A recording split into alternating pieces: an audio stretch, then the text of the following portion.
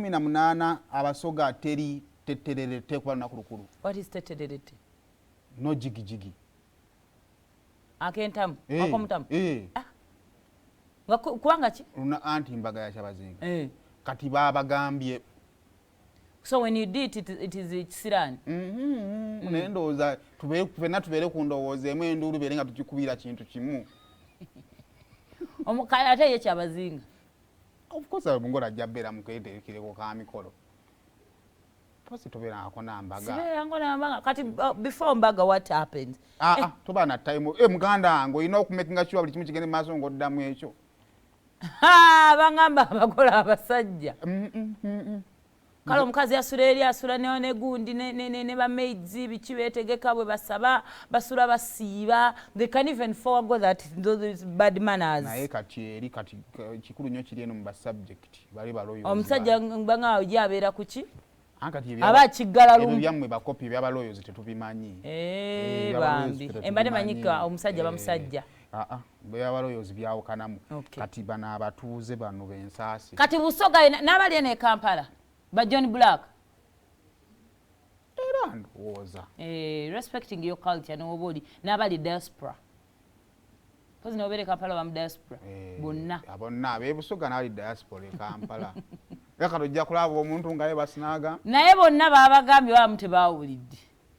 Ani kiri tugezaako okubagamba ku olwo olunaku. Bagambe mu Lusoga. Aye bana olunaku olwo ezira makina. Lunaku lumu lusango liye basinaga. Ngaalinga go basazeeko obulago.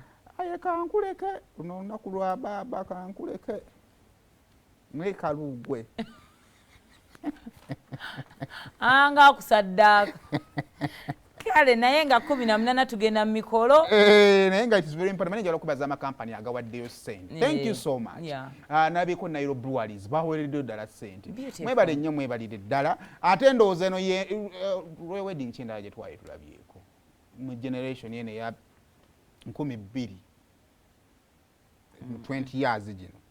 Tulina mu Royal Wedding nemu. So ndoze balabe ku kye twalabako Royal Wedding ya generation yeno. Yes. Okulaba omukulembeze owennono nga awasa. Kuba kati awo tubadde tulinawo Kyabazinga nga yalina otutaasa oba omukama yetu mulindiridde. Omukama kati awo tuba tukompletinzeewo nga tetulina kuba balala bonna bakulu. Bakulu. Kati zingo oli anobi. Nedda tubadde tuguddamu. Kakati njagala era lwaki ntandikidde Busoga kubanga Abasoga era twagala okubozaayoza.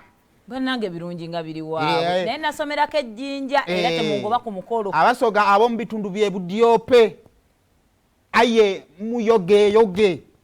Mwenye Lusoga is a broken Luganda. Omwana waimwe Magogo. Buti